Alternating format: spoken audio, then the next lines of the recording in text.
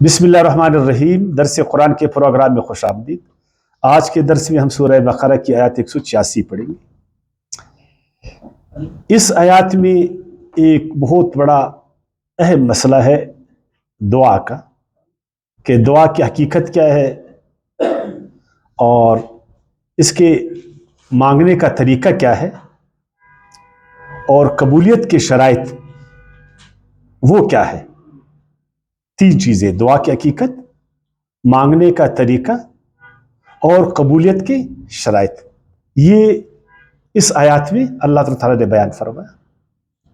تو اس لیے کوشش کریں گے کہ ہم بڑا مشکل مسئلہ ہی ہے، اس لیے میں چاہوں گا کہ آسان طریقے سے قرآنی تعلیمات کی روشنی میں آپ کو میں سمجھا سکوں۔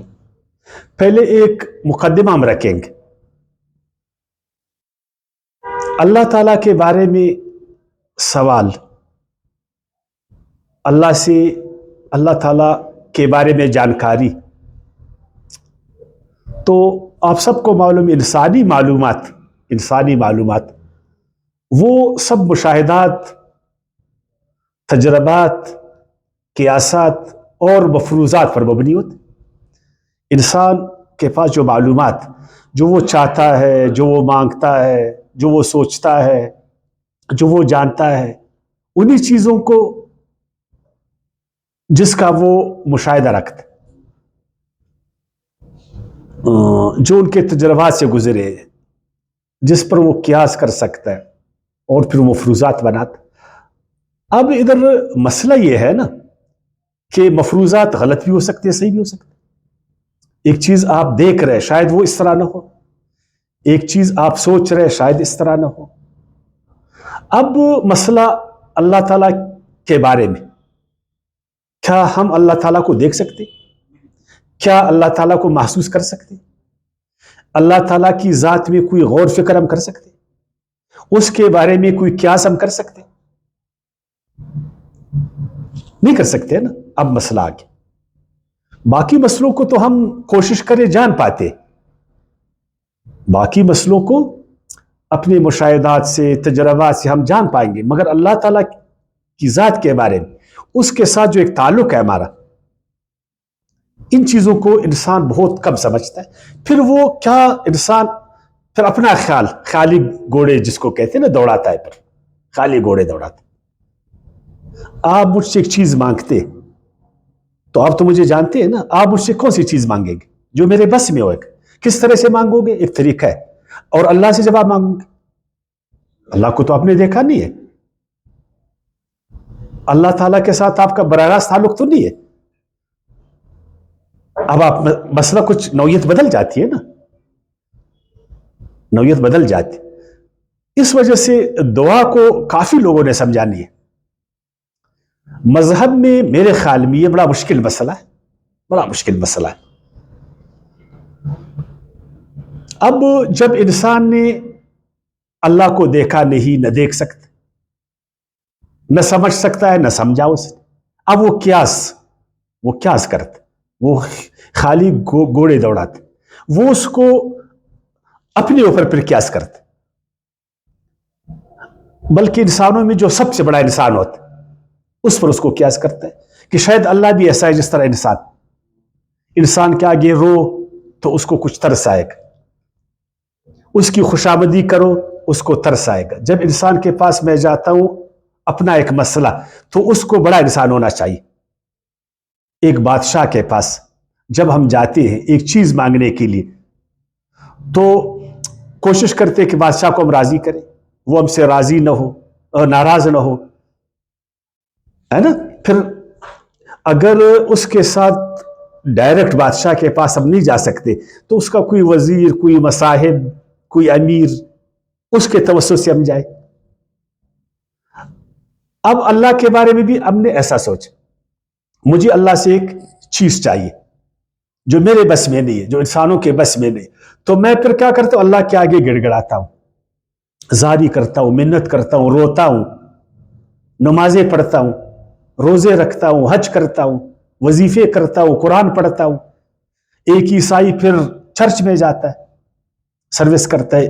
एक हिंदू फिर मंदिर में जाता है ना, फिर उसी तरह वो मांगते। ऐसा इंसान क्यों करता?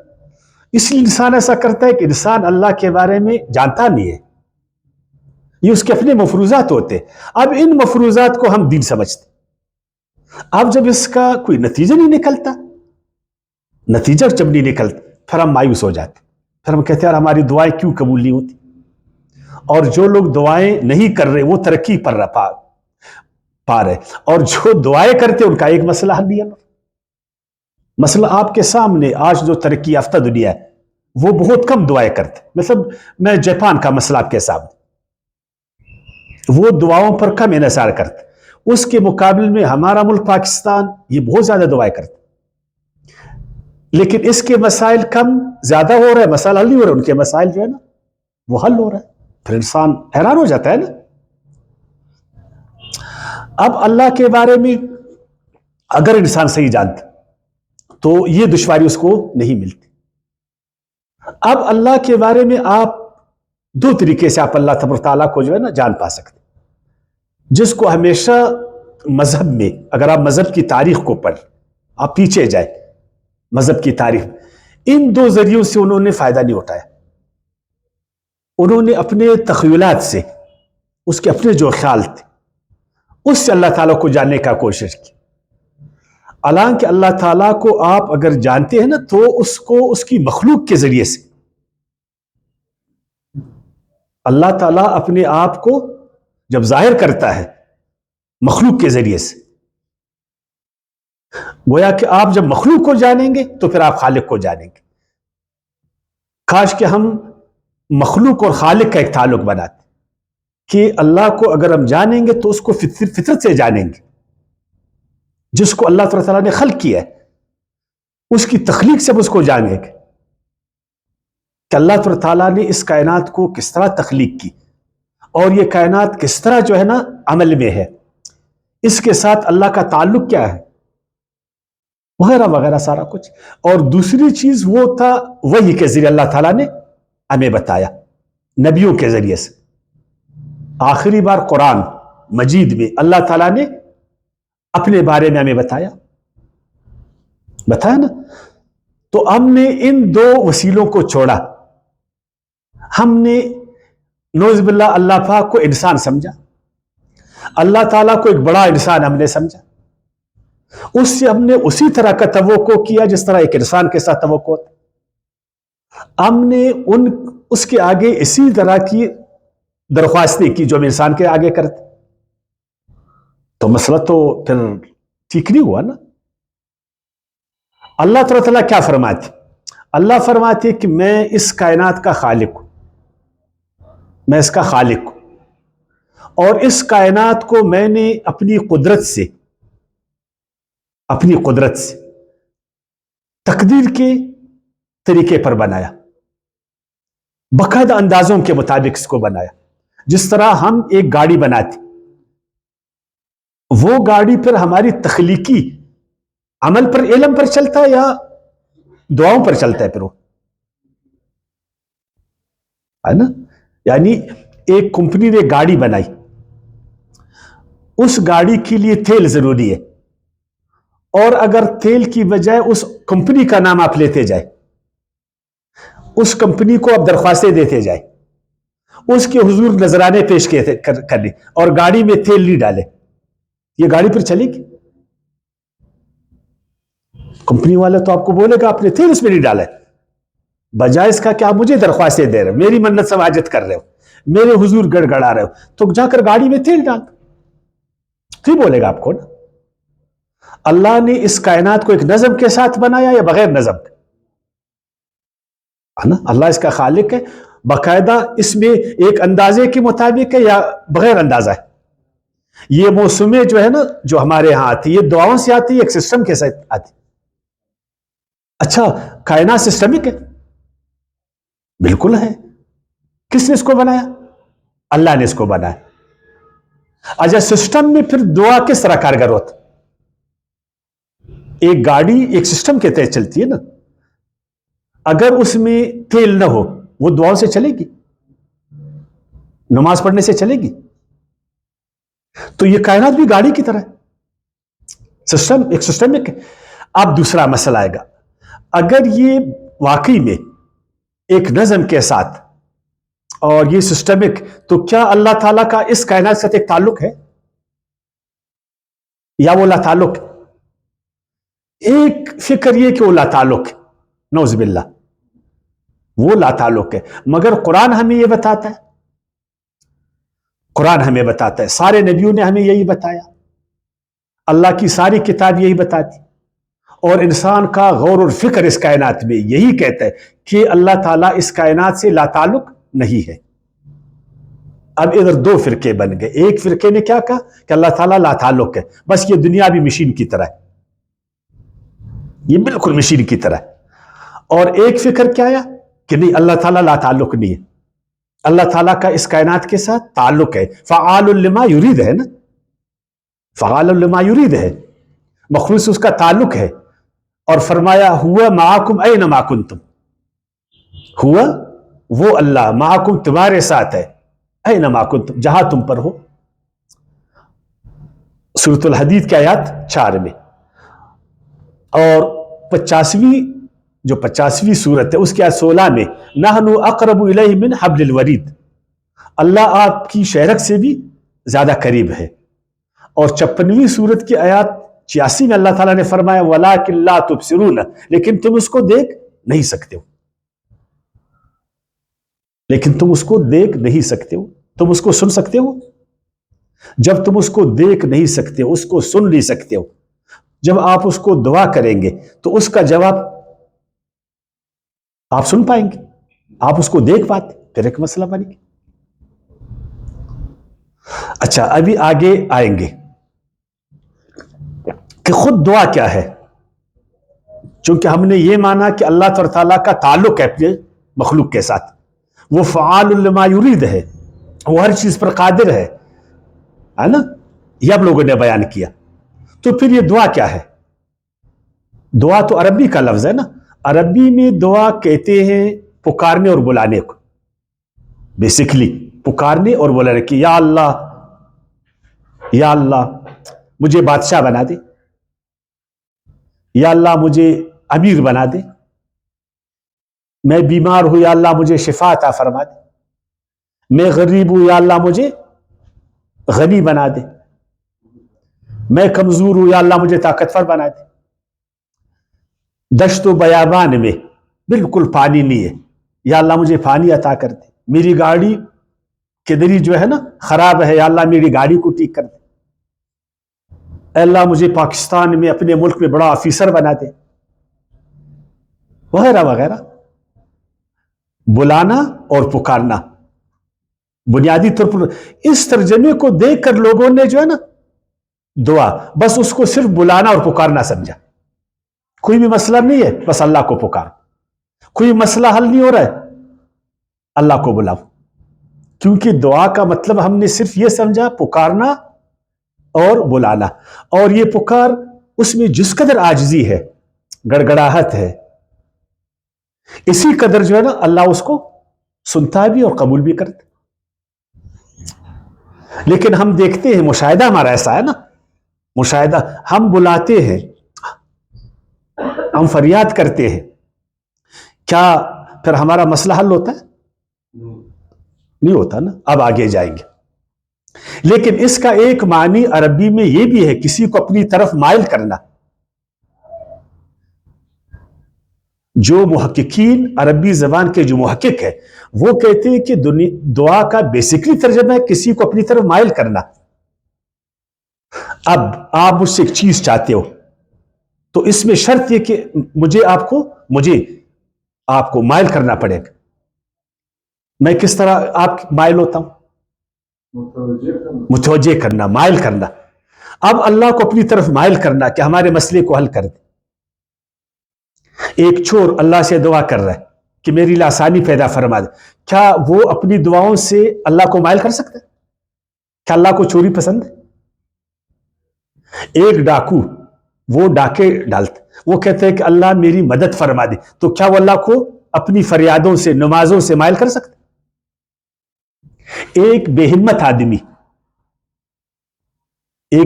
آدمی جو محنت نہیں کر رہا ہے، وہ گھر بیٹھے بلا محنت اللہ تعالیٰ کو اپنی طرف مائل کرنا چاہتا، کیا اللہ تعالیٰ ایک ایسے آدمی کی طرف مائل ہوگا جو محنت نہیں کرتا؟ کیا خیال آپ کا؟ دو قسم کے آدمی ہیں، ایک محنت کر رہا ہے، امتحان سر پر ہے، ایک لڑکا محنت کر رہا ہے اور دوسرا لڑکا بالکل محنت نہیں کر رہا، اور وہ جو محنت نہیں کر رہا وہ اللہ تعالیٰ سے فریاد کر رہا ہے، اللہ سے فریاد کر رہا ہے، اے اللہ مجھے جو ہے نا پوزیشن ہولڈر بنا، تمام صوبے میں ملک میں مجھے اول درجے میں جو ہے نا پاس کرا۔ وہ نمازی بھی پڑھ رہا ہے، وہ روزی بھی رکھ رہا ہے، اور بھی کچھ ایکٹیویٹیز کر رہا ہے، لیکن محنت نہیں کر رہا، تو وہ اپنے اس نمازوں سے اللہ کو مائل کر سکتے کہ وہ ٹاپ آ جائے؟ اس لیے کہ اللہ کی سنت نہیں ہے، یہ اللہ کی سنت نہیں ہے۔ دعا کا ایک ترجمہ کیا؟ کسی کو اپنی طرف مائل کرنا۔ ابھی یہ ہم جانیں گے کہ ہم نے اللہ کو اپنی طرف کس طرح مائل کرنا ہے۔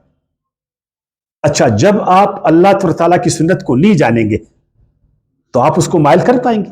کیا ہم یہ جو دعائیں کر رہے ہیں سب جتنے بھی مذہبی لوگ، ہم اللہ کی سنت کو جانتے؟ نہیں، بالکل نہیں۔ اللہ تو خالق ہے نا، اس کی تخلیق کو ہم جانتے؟ جب آپ سنت اللہ سے ہٹ کر دعا کریں گے تو اللہ مائل ہوگا؟ اچھا، جب اللہ مائل ہوگا تو کس طرح ہوئے گا؟ اس کو ہم جانتے؟ میں نے درخواست دی ایک منصب کے لیے تاکہ مجھے وہ منصب ملے، جو مجھے منصب دیتا ہے، یعنی میں کمیشن کرنا چاہتا، وہاں جو کمیشن والے بیٹھے ہوئے ان کو میں مائل کرنا چاہتا ہوں، میں ان سے چاہتا ہوں 17 گریڈ کی نوکری اور میں وہ میٹرک پاس، تو وہ مائل ہوئیں گے میری طرف اس سند سے؟ وہ مجھے دیں گے؟ نہیں دیں گے نا، یا دیں گے؟ اس لیے کہ ان کو مائل کرنے کا ایک طریقہ ہے۔ تو کیا اللہ تعالیٰ کو جو ہم مائل کرتے ہیں، ہم جانتے ہیں کہ اللہ کی میلان کس طرف؟ اس کی سنت کو جانتے؟ وہ جو ہم اس کی طرف درخواست لے جا رہے ہیں، کیا وہ درخواست اس کے میلان کے مطابق؟ اگر نہیں تو کیسے دعا قبول ہوئے گا؟ ابھی اور آگے بڑھیں گے۔ ایک ترجمہ ادعا کا مطلب ہے تمنا کرنا۔ دعا صرف ایک تمنا ہے، ایک درخواست ہے۔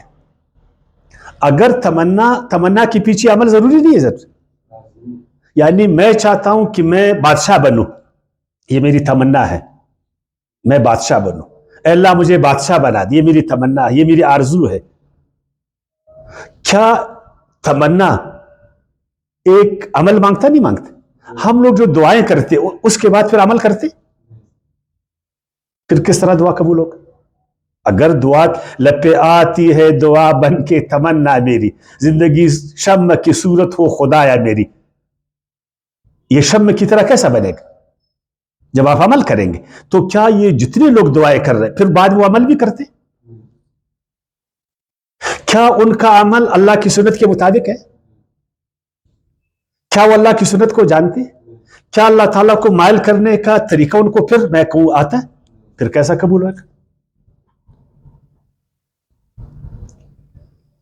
الداعیہ، مزید سنیں، الداعیہ عرب لوگ بہت ہوشیار لوگ، مجھے معلوم ہوتا ہے کہ عجیب محقق لوگ، عرب لوگ اپنے مویشیوں کو جو دوتے تھے تو مویشی جو ہے دودھ کو چراتی ہے، بکری وغیرہ نا، تو یہ کیا کرتے تھے اپنے بچوں کے لیے کچھ دودھ اس میں چھوڑتے تھے تاکہ وہ جو چرا ہوا دودھ ہے اس کو واپس جو ہے نا لے لے۔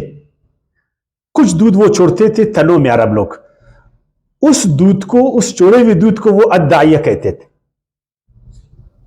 یہ داعیہ ابھی ذریعہ بن گیا اس دودھ کو کھینچنے کا، تو دعا تو پھر ایک ذریعہ ہے، دعا تو ایک ذریعہ ہے۔ آپ جب اس دودھ کو کھینچتے ہیں نا، اس دودھ کو، یہ دودھ اس کے لیے داعیہ ہے، اس کا اس کے ساتھ ایک تعلق ہے یا نہیں ہے نا؟ اس تعلق کو ہم جانتے؟ کچھ ہمارے پاس دودھ ہے کہ اس دودھ کو ہم لوگوں سے لے لیں؟ ہمارے پاس کچھ دیکھیں، آپ حکومت سے منصب مانگتے کہ مجھے 17 گریڈ کا آفیسر بنا دے، تو آپ کے پاس کچھ دودھ ہے واقعی آپ کمیشن کر سکتے؟ اتنا دودھ ہے کہ اس دودھ کو حاصل کرے؟ جو دعا کرنے والا ہے اس کے پھرڑے میں کچھ ہے؟ اس کے پاس دائیا ہے، کیسا اس کو پھر ملے گا؟ دیکھیں، آپ اللہ تعالیٰ سے جو چیز مانگ رہے آپ میں کیا ہے؟ آپ اس دودھ کو تنوں سے نکال رہے، تو کچھ دودھ تو چاہیے نا، وہ دودھ ہمارے ساتھ ہے؟ یہ بھی نہیں ہے۔ اچھا، ایک اور مسئلہ میں آسان کرتا ہوں۔ دو آدمی، ایک ہے زید ایک ہے بکر، دونوں عدالت میں پیشی کیس کر رہے، ایک ان کا ایک مسئلہ ہے، ایک مدعی ہے ایک مدعا علیہ۔ زید مدعی ہے، مدعی کو جانتے ہیں نا، دعویٰ کرنے والا۔ بکر مدعا علیہ ہے، جس پر دعویٰ ہوا ہے۔ اب یہ عدالت میں کیس بھی لڑ رہے اور ساتھ ساتھ یہ دعا بھی کر رہے۔ ایک بولتا ہے اللہ میرے حق میں فیصلہ کرو، زید بولتا ہے، بکر بولتا ہے یا اللہ میرے حق میں فیصلہ کرو۔ اللہ کس کے حق میں فیصلہ کرے گا؟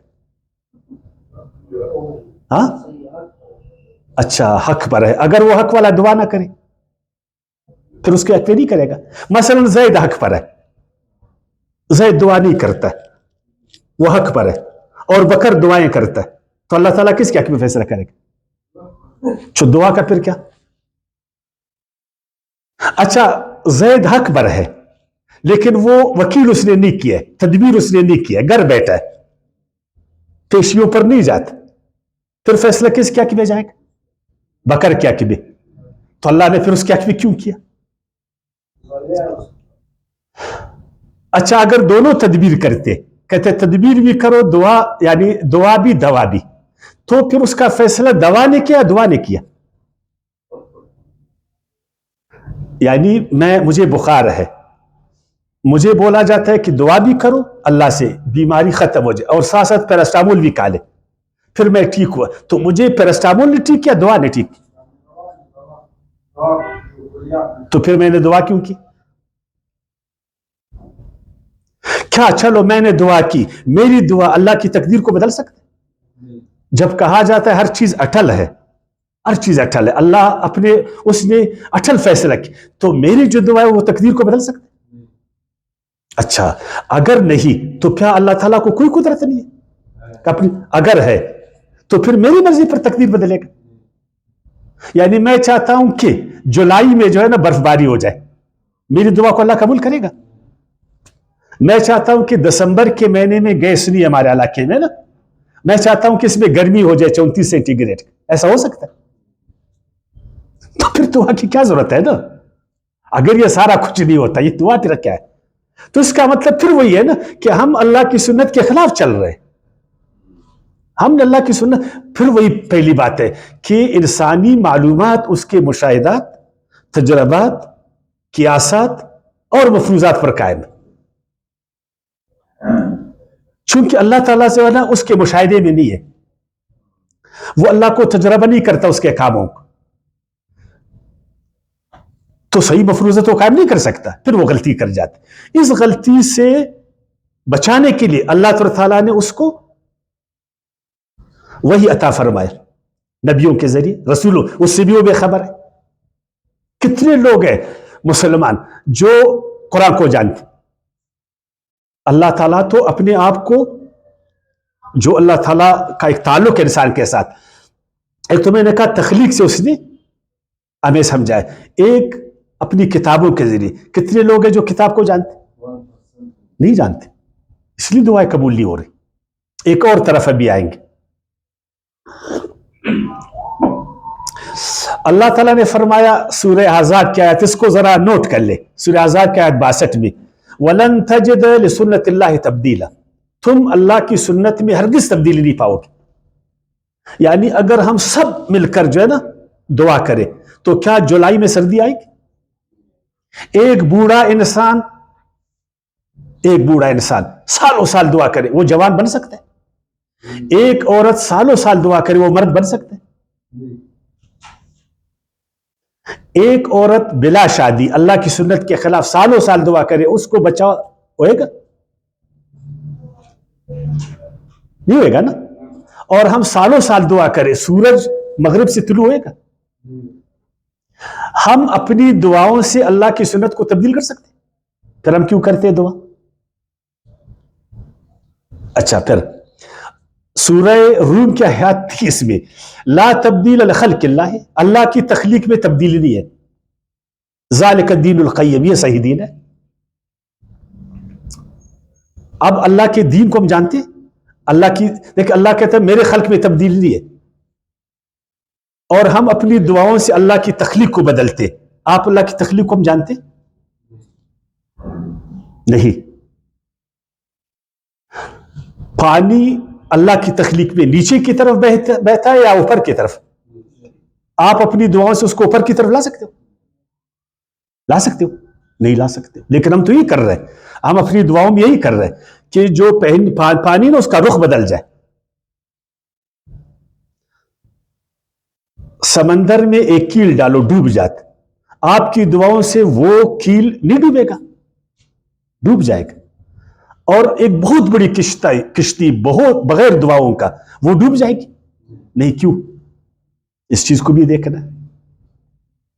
اور اللہ تعالیٰ نے فرمایا سورہ نجم میں آیات نمبر 39 میں لیس للانسان الا ما سعی، انسان کے لیے صرف وہی ہے جو وہ محنت کرے. اس کا لیس للانسان، نہیں انسان کے لیے الا ما سعی، مگر وہ محنت کرے. اچھا ایک آدمی محنت نہیں کرے صرف دعا کرے، اس کو کچھ ملے گا؟ لیس للانسان الا ما سعی، نہیں انسان کے لیے لیکن وہی جو وہ کام کرے. ہم جو دعا کرتے ہم محنت کرتے؟ ہماری دعاؤں کے پیچھے محنت ہے. وَأَنَّ سَعْيَهُ سَوْفَ يُرَىٰ، جو محنت کرے گا اس کو اللہ تعالیٰ ضرور اس کا اجر دے گا، جو نہیں کرے گا اس کو نہیں دے گا. اب اس کے باوجود جو یہ دن رات ہم اللہ کے حضور میں گڑگڑا رہے، فریادیں کر رہے، اے اللہ ہماری دنیا کو اچھا بنا دے، اے اللہ ہمارے دشمنوں کو نیست و نابود کر دے، اے اللہ ہماری بیماریوں کو ہم سے دور فرما دے، اے اللہ ہمارے دلوں کو اپنی طرف جوڑ دے، وغیرہ وغیرہ سارا کچھ. اور ہم محنت نہیں کریں گے تو قرآن کی روح سے وہ دعا قبول ہوگی؟ اچھا اگر محنت کریں گے پھر دعا کی ضرورت ہے؟ یہ پھر ایک سوال ہے. اچھا آئیں گے تو ہمارے علماء اس کا جواب کیا دیتے ہیں پتہ ہے؟ ہمارے علماء کیا جواب دیتے؟ کہتے نمبر 1 نامناسب دعاؤں کو اللہ قبول نہیں کرتا. کیا نامناسب؟ اب یہ مناسب دعا کیا ہے، نامناسب دعا، اس کا کوئی لسٹ ہے؟ یعنی میں بیمار ہوں، اطراف میں اسپتالیں ہیں، ادھر اسپتال ادھر اسپتال، ادھر ڈاکٹر، اور میں ڈاکٹروں کے پاس نہیں جاتا ہوں، اسپتالوں میں نہیں جاتا ہوں. میں کہتا ہوں یا اللہ مجھے شفا دے دے. یہ ایک مناسب دعا ہے نامناسب دعا ہے؟ جی کیوں نامناسب ہے؟ اس لیے کہ اسپتال تھا. اور اسی طرح میں کہتا ہوں یا اللہ میرے دشمنوں کو شکست دے دے اور میرے پاس اسلحہ نہیں ہے. یہ مناسب دعا ہے نامناسب دعا ہے؟ یہ مناسب نامناسب دعا کو ہم اس کا معیار کیا ہوئے گا؟ ہے معیار قرآن ہے. کیوں نہیں ہے؟ معیار پیغمبر اسلام صلی اللہ علیہ وسلم کی سنت ہے. کیوں نہیں ہے؟ غزوہ بدر میں آپ صلی اللہ علیہ وسلم نے کیا کیا؟ غزوہ خندق میں آپ صلی اللہ علیہ وسلم نے کیا کیا؟ آپ صلی اللہ علیہ وسلم نے دعائیں کیا خندق کو دا. غزوہ احد میں پہلے مسلمانوں کو فتح نصیب ہوئی، پھر بعد میں شکست کیوں؟ دیکھو ہمارے ساتھ ہے نا، قرآن مناسب دعاؤں کے بارے میں آپ کو بتاتا ہے، پیغمبر کی سنت اس میں ہے. اور یہ فطرت اللہ تعالیٰ کی آپ کو فطرت آپ کو بتاتی کہ مناسب دعا کیا ہے نامناسب کیا ہے. اللہ تعالیٰ نے کیا فرمایا سورہ مائدہ کے آیت 101 میں لا تسألوا عن اشیاء ان تبد لکم تسؤکم، ایسی چیزیں مت مانگو اگر وہ تم پر ظاہر ہو جائے تو تم تکلیف میں پڑ جاؤ. یعنی ایک بوڑھا آدمی اگر موت نہیں مانگے کہ اللہ مجھے مارنا نہیں، تو پھر تکلیف میں ہوئے گا نہیں ہوئے گا؟ اور اگر ہم گرمی میں سردی کی دعا کریں پھر ہم کو تکلیف ہوگی نہیں ہوگی؟ ایک طریقے سے اللہ نے تخلیق کی ہے، اس تخلیق کو ہم اپنی من پر چلائے. ہمارا علم زیادہ اللہ کے علم کے مقابلے میں ہمارا کوئی علم ہے؟ اچھا، جان بچانے کے لیے ایک اور بات بھی علماء کرام کہتے اگر تمہاری دعا اس دنیا میں قبول نہیں ہوا تو کیا ہوا؟ اس کے بدلے میں جو بڑے بڑے بلا آ رہا ہے، بلا کو جانتے ہیں؟ آسمان سے بڑے بڑے بلا، آفتیں، وہ دور ہو جائیں گے. پتہ نہیں کون سی آفات آ رہی، کہتے وہ آفتیں دور ہو جائیں گے. اور اگر نہیں بھی ہوا دعا قبول، کیا ہے اس کا اجر اللہ تعالیٰ آخرت میں دے گا. بظاہر تو اچھی بات ہے، لیکن اس کا نقصان کیا ہے؟ نقصان اس کا یہ کہ ایک مظلوم قوم ظالم کے خلاف دعا کر رہے کہ اللہ ظالم قوم سے مجھے چھڑا دو، ان ظالم حکمرانوں سے ہم کو چھڑا دو، اے اللہ ان فرعونی قوتوں سے ہم کو چھڑا دو، ان قارونی قوتوں سے چھڑا دو، اور ہماری دعا قبول نہیں ہو رہی ہے، اور نہیں ہو رہے، اور اس کا بدل اللہ آخرت میں ہم کو دے گا. تو اس کا مطلب ہے ظالم کو چھوڑ دو، پھر دستبردار ہو جاؤ. پتہ نہیں تمہاری دعا مناسب بھی نہیں مناسب، ہو سکتا ہے اللہ تعالیٰ نے اسی میں خیر رکھا ہو تمہارے لیے. یہی فرعون تمہارے لیے بہتر ہے، یہی قارون تمہارے لیے بہتر ہے، یہی ظالم تمہارے لیے بہتر ہے. اور میں بیماری کے لیے دعا کر رہا، اللہ میری بیماری کو وہ کر دے، کہتے اسی میں شاید بلائی ہوگا، خیر ہوئے گا. بیماری میں خیر ہے، بھوک میں خیر ہے. اس کا تو یہ مطلب ہوا کہ میں بھوک سے بچنے کے لیے دعا کر رہا ہوں، اور عالم صاحب بول رہے اسی میں شاید خیر ہے تمہارا، اسی میں تیرا خیر. میں ظلم کے خلاف اٹھا ہوں، عالم صاحب کہتا ہے اسی میں تمہارا خیر ہے کہ تم ظلم کو برداشت کر لو. کتنا بڑا نقصان، کتنا بڑا نقصان. دعائیں آخرت میں ذخیرہ ہوتی. میں اس وقت مانگ رہا ہوں اللہ تعالیٰ سے، میں بھوکا ہوں، میں مظلوم ہوں، میں بیمار ہوں، اور اس کا بدلہ کچھ کب مجھے اللہ تعالیٰ دے گا؟ آخرت میں دے گا. یہ عالم صاحب بتاتے، یعنی اس کا مطلب ہے کہ یہ جو بیماری نہیں، یہ کوئی ٹھیک عمل ہے. آپ لوگوں نے سنا ہے نا؟ اچھا، ایک اور بات علماء کرام بتاتے، ہماری دعائیں اس لیے قبول ہوتی کہ ہم مردار خور لوگ ہیں، حرام خور لوگ ہیں. واقعی ٹھیک ہے، ہم حرام خور لوگ ہیں. حرام خور کی دعا اللہ تعالیٰ قبول نہیں کرتا. اگر ہم حرام کھانا بند کر دیں، حلال کھائیں، پھر ہماری دعائیں قبول ہوئیں گے؟ ہاں ہوئیں گے. اور اگر ہم دعا نہیں کریں، صرف حلال خوری کریں، ابھی جیپنی قوم ہے، جیپنیز، وہ زیادہ حرام نہیں کھاتے، کاروبار و معاملات ان کے ٹھیک ہے، وہ دعائیں نہیں کر رہے، ان کے کام ٹھیک ہے نہیں ہے.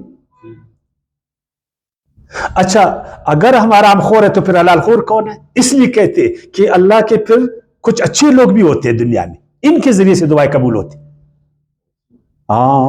مقبول بندوں کی دعائیں اللہ تعالیٰ، کس کی؟ مقبول. ابھی مقبول بندوں کو ڈھونڈو. ہاں نا، مقبول بندے جانتے ہیں کون ہو؟ جدھر مندر میں وہ بیٹھا ہوا ہے، ہاں نا، جدھر خانقاہ میں وہ بیٹھا ہوا ہے. ابھی جاؤ ان کا کن بزدوسی کرو کہ حضرت جی ہمارے لیے دعا کرو، یقین شدھ شدھ، ہاں نا. ابھی ان کو بھی آگو بگت کرو. ابھی جو ہے نا، کوئی کالی بکری مانگ رہا ہے، کوئی سفید بکری مانگ رہا ہے، کوئی کیا مانگ رہا ہے، لینے کا دینے پڑے گا. مطلب بخار ایک سپیڈ سے ٹھیک ہوتا تھا، ابھی حضرت جی کالی بکری مانگتے، پھر وہ دعا کرے گا، پھر جو ہے نا بخار ٹھیک ہوئے گا. بچہ بے روزگار ہے، اب اس کی تعلیم پر شاید 1000 روپے لگے، حضرت جی جو ہے نا 10,000 روپے جو ہے نا پھر مانگتے. یہی لوگ کر رہے ہیں نا. پھر مقبول بندوں کے پیچھے بھاگو، حضرت جی ہمارے لیے دعا کرو، کاروبار تباہ ہے، پھر حضرت جی بولتا ہے جی یہ مجھے چاہیے، مجھے چاہیے. اب یہ لوگ ہم پر مسلط ہو گئے دعا کے چکر میں، مقبول بندے، مقبول بندے. اب مقبول بندوں سے جو ہے نا اپنے آپ کو چھوڑاؤ، یقین شدھ شدھ. تمام مذہبی دنیا میں مقبول بندے یہ ہم پر راج کر رہے ہیں، یہ مذہب کے نام پر، کہ ہم نعوذ باللہ اللہ تعالیٰ کے ایجنٹ ہیں. ڈائریکٹ اللہ کی بات کو نہیں سنتے، پہلے میرے پاس آ جاؤ، میں اللہ کا وزیر ہوں، میں اللہ کا مصاحب ہوں، میں اس کا نعوذ باللہ مشیر ہوں، نعوذ باللہ میں اس کا فلان ہوں، میں اس کا فلان ہوں، پہلے میرے پاس آ جاؤ. بادشاہ کے پاس جانے سے پہلے میرے دروازے کو کٹکھٹا دو، ہے نا. یہ چیز ہے. پھر ہم تو اللہ تعالیٰ نے کیا فرمایا سورہ رات کی آیت 14 میں، لہو دعوت الحق، نمبر 1 برحق دعا قبول ہوتا. کون سی دعا؟ برحق. یہ حق برحق دعا کون سی ہے؟ اس کا تعین کون کرے گا؟ قرآن کرے گا. کیا قرآن ہم کو آتا ہے؟ یہ تو اللہ تعالیٰ کی تخلیق سے ہم جانیں گے. قوانین فطرت سے ہم جانیں گے, نیچرل لا سے. ہم نیچرل لاس کو جانتے, ہم سنت اللہ کو جانتے, ہم ان آیاتوں کو جانتے جو کائنات میں کار فرمائے نہیں. اچھا پھر فرمائے والذین يدعون من دونه لا يستجیب لهم من بشیء, لا يستجیبون لهم بشیء. اللہ کے سوا جن سے تم اپنی مرادیں مانگتے ہو, جن کو تم نے ایجنٹ سمجھا ہے, نعوذ باللہ, وہ کچھ بھی تم کو نہیں دیں گے, کچھ بھی نہیں دیں گے. تم مقبول بندے بن جاؤ. تم کو کیا ہوا ہے؟ بجائے اس کا کہ ایک مقبول بندے کی پیچھے بھاگ رہے ہو, خود مقبول بن جاؤ, خود اللہ کی سنت کے ساتھ جڑے رہو, خود اللہ کی شریعت کو سیکھو, خود اللہ کی کتاب کو سیکھو. اللہ تجھ سے دور ہے, تیرے شہرک سے قریب ہے. جدھر تم ہو ادھر اللہ ہے. پھر یہ بابوں کے پیچھے بھاگتے, وہ فریاد رس, وہ مشکل کشا, وہ دستگیر. کیا کیا انہوں نے؟ انہوں نے ہماری مشکلات کو حل کی, ہماری فریادوں کو سنی. آج جن کرائسس سے ہم گزر رہے, ہمارا معاشرہ جن کرائسس سے, جن مشکلات اور مصائب سے, کیا ان کی دعائیں وہ ان مشکلات سے ہمیں نکال پا رہی؟ نہیں نکال پا رہی. اللہ کباسط کفیہ الی الماء لیبلغ فاہ. یہ تو ایسا ہے کہ پانی ادھر ہے اور تم ادھر جو ہے نا اس کو بولو میرے منہ میں آ جاؤ, میرے آئے گا پانی؟ پانی کے پاس آپ کو جانا پڑے گا. یہ پانی کدھر ہے؟ ہم یہ نہیں جانتے. پانی ہے, کیوں نہیں ہے پانی؟ بالکل پانی ہے, لیکن آپ کا اصول کا طریقہ غلط ہے. آپ جس طرح پانی کو حاصل کر رہے ہیں وہ طریقہ غلط ہے. آپ کی دعاؤں کا بالکل حل ہے, لیکن آپ کا طریقہ ٹھیک نہیں ہے. وما دعاء الکافر الا فی ضلال. اور کافروں کی جو دعا ہے نا وہ غلط ہے, وہ غلط, وہ گمراہ کن ہے. جو دعا غلط ہے نا وہ قبول نہیں ہوگا, جو دعا صحیح ہے وہ قبول ہوگا. اب صحیح دعا کیا ہے, غلط دعا کیا ہے؟ میں نے کہا اس کے لیے معیار جانچ کیا. ایک ہمارے افکار ہے, ہمارے خیالات, وہ پرانے زمانے سے. ایک جو ہے معیار وہی ہے, اللہ کے نبی اور رسول ہے, نبیوں کی سنتیں ہیں اور فطرت الہی ہے, سنت اللہ ہے. ایک مثال دوں گا پھر باقی سبق کل پڑھیں گے. نوح علیہ السلام نے اللہ سے دعا کی کہ یا اللہ مجھے اور میرے آل کو بچا دے, بہت مصیبتوں میں ہماری قوم نے ہم کو ڈالا ہے, اس ظالم قوم سے ہم کو نجات دی, ہے نا. دعا کی اس نے نہیں کیا, تو اللہ نے اس کو کیا بولا آگے سے؟ کشتی بنا دو. بنا کشتی ایک سبب ہے نہیں ہے, کیوں بنا ہے اس کو بولا کشتی؟ ایسے اس کو غرق نہیں کر سکتا تھا. ایک سبب کی طرف کیوں اللہ تعالیٰ نے اس کو متوجہ کی؟ متوجہ کیوں نہیں کیا؟ تو یہ تو کہ اللہ تعالیٰ نے اپنے نبی کو ایک سنت کی طرف متوجہ کیا, حالانکہ اللہ تعالیٰ خود بھی کر سکتا تھا. فعال لما یرید ہے, اس کا کائنات کے ساتھ تعلق ہے, وہ سب کچھ کرنے پر قادر ہے. لیکن اس سے ہمیں بھی سبق ملا کہ ہم بھی اپنے کاموں کو اسباب جو اسباب اللہ نے پیدا کیے, جو اللہ کی تخلیق ہے, جو پروگرام ہے, اس کے ذریعے سے اپنے مسئلوں کو عمل کروائے. آج ابراہیم نے پڑھا, کل پھر موسیٰ علیہ السلام کے بارے میں اس نے دعا کی, ایوب علیہ السلام نے دعا کی, باقی نبیوں نے دعا کی, ان کی دعائیں کس طرح قبول ہوئی. پھر آہستہ آہستہ انشاءاللہ ایک دن اور لگے گا شاید اس مسئلے کو ہم سمجھے. وما علینا الا البلاغ.